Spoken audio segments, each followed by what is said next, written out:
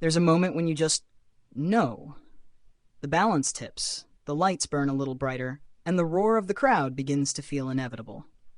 Tonight at Old Trafford, that moment wore the number 7, pulled his socks up just below the knee, and laced a 30-yard kiss goodbye into the top corner of an empty net.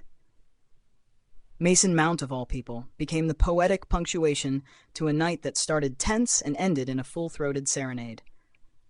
United are in the Europa League final, and no, this wasn't a slow burn. This was a match that held your hand for 70 minutes, whispered something uncertain in your ear, and then burst into flames. 4 goals in 20 minutes. I mean, what do you do with that? Athletic Bilbao gave it a good go, but this was United's night. Not just in scoreline, but in tone. It felt inevitable eventually. The first half? Maybe not. There were ghosts of previous European stumbles in the air, shadows dancing on the edge of United's back line. But the second half? That was the exorcism. A red-shirted revival. Let's not pretend it wasn't ugly at first. Let's not pretend the nerves weren't real. When Jauregui put Bilbao ahead and shaved the aggregate to 3-1, you could feel the temperature drop in the stadium by about 10 degrees. The theater of dreams briefly became a room full of people remembering their nightmares. And then came the Mount moment. Not just a goal. The goal. If you heard it without watching, you probably assumed the keeper was off injured or asleep. But nope.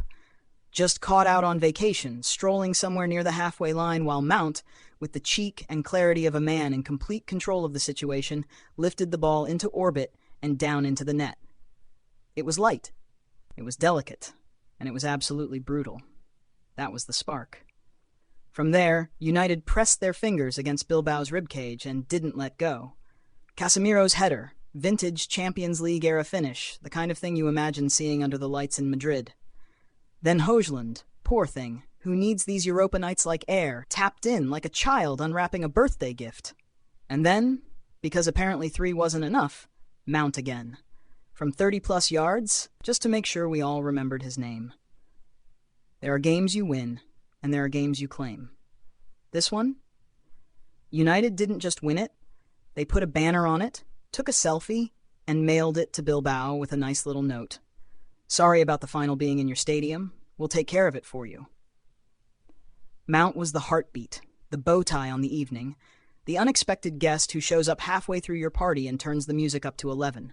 He came on when the match was trembling, and he didn't calm it. He electrified it. That 20-minute stretch will be remembered not just for goals, but for what they did to the mood. Every pass started to snap. Every run was hungry, and every groan from Bilbao got swallowed by the noise. It's easy to forget that this was still a semi-final. It felt too celebratory, too joyous, too final. But that's what happens when a game transforms from a fixture to a festival. And look, Bilbao didn't lose for lack of heart. But in the end, heart was no match for form, freshness, and Mount's sudden creative eruption. You don't plan for nights like this, you just survive them. Or if you're lucky, you get to live them from the inside. It's funny, really, how 2 halves of football can exist in the same universe and yet feel like different dimensions. The first 45 minutes? That was a slow grind, a kind of stubborn knot that refused to untangle. The second half? That was opera. That was thunder. That was something that didn't just shift gears, it dropped the whole transmission and flew. Let's start with the first half, though, because that's where the story really earned its stakes. You could see it early. United weren't coasting. They weren't strolling through the remnants of a 3-0 lead from the first leg. No, this wasn't champagne football. This was caution, nerves, and the kind of anxious energy that fills a stadium like fog. There were missed touches, hesitant runs, a Garnacho chip that tried to be art but landed in the discount bin. And then, Athletic struck. Of course they did. Jauregui, the kind of name that sounds like it should be printed on a Basque novel spine, found the net with a whip of a finish. It was gorgeous. Too gorgeous, really. The sort of goal that makes you question whether fate has a new script. Suddenly, United's lead was 3-1, and you could feel the arithmetic being done by everyone in the stands. If they score again before halftime, the equation was heavy. The possibility real. To be honest, United were rattled. Not collapsed, but definitely dazed. Bilbao were missing their three main scorers, a suspension at the back, and still they had that flicker, that belief. For 45 minutes, it looked like the story might change, like maybe Old Trafford would become a haunted house again.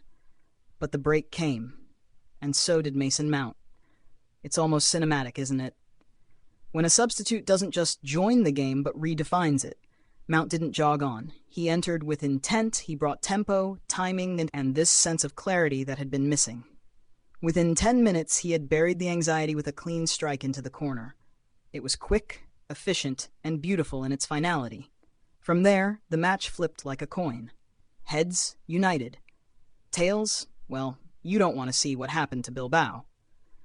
Casemiro's goal came with all the wisdom of his years, drifting away from his marker like he had dinner plans at the near post. His header was almost lazy in its elegance. And suddenly it was 2-1 on the night, 5-1 on aggregate, and even the most stubborn dreamers in red and white had to admit it. This tie was done.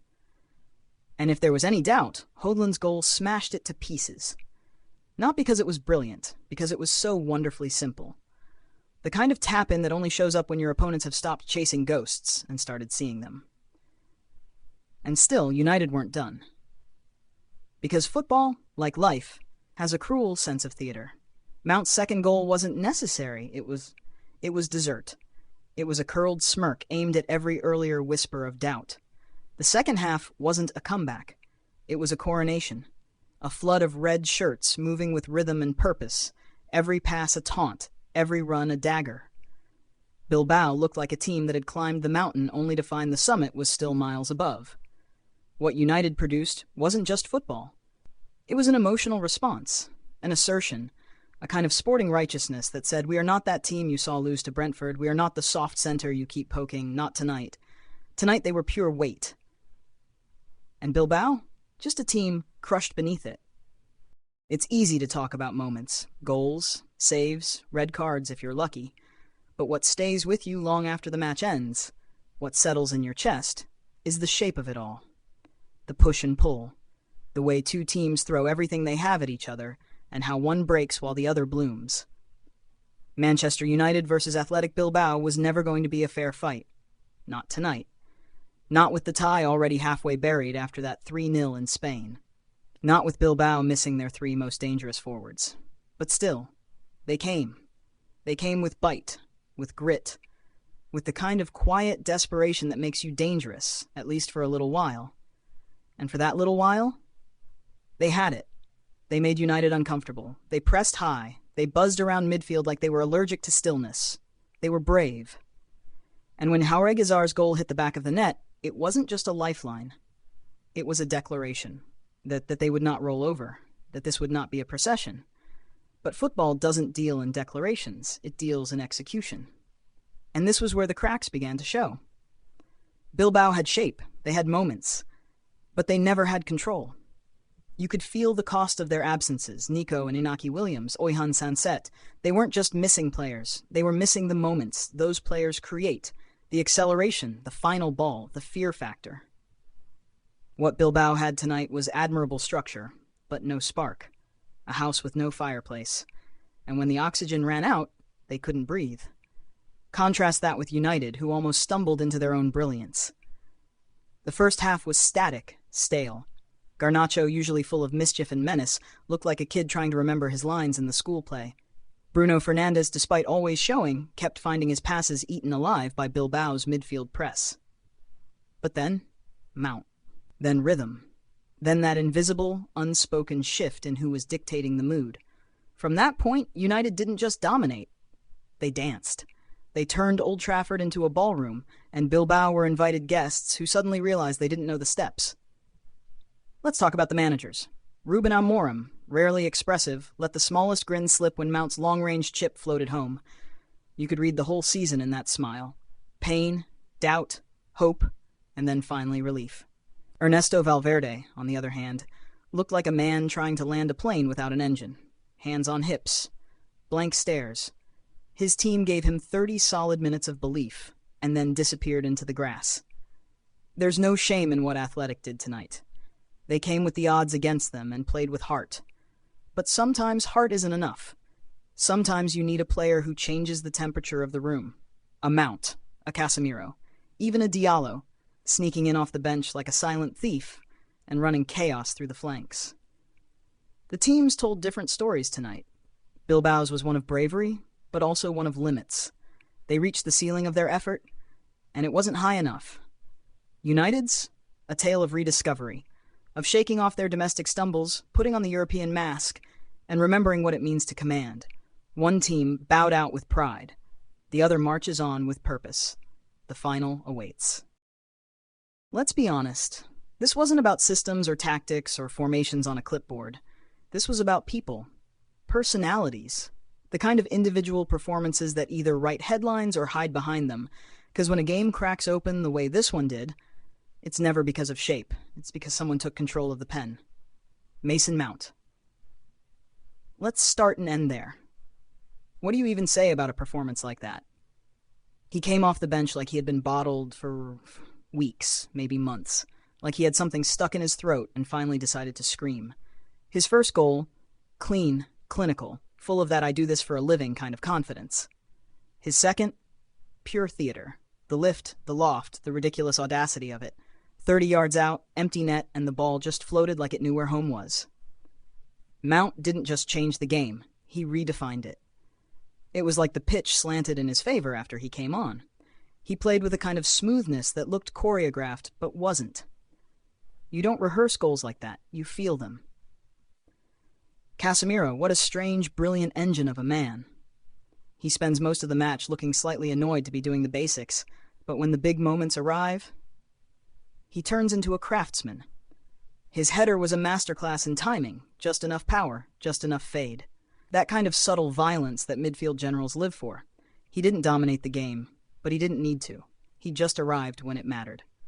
Bruno Fernandes, 19 assists this season, and it shows. He wasn't perfect tonight.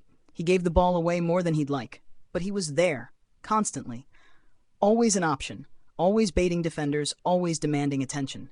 The assist to Casemiro? Delicious. A low, whipped-in invitation to score. And Casemiro said, gladly. Let's give Højlund his flowers, too. The poor guy looked like he was going to cry tears of joy when the ball fell to him 2 yards out. Say what you want about tap-ins, but that goal was his reward for persistence. His reward for all those Premier League matches where he looked like a man sprinting in a swimming pool. In Europe, he breathes better. And tonight, you saw it.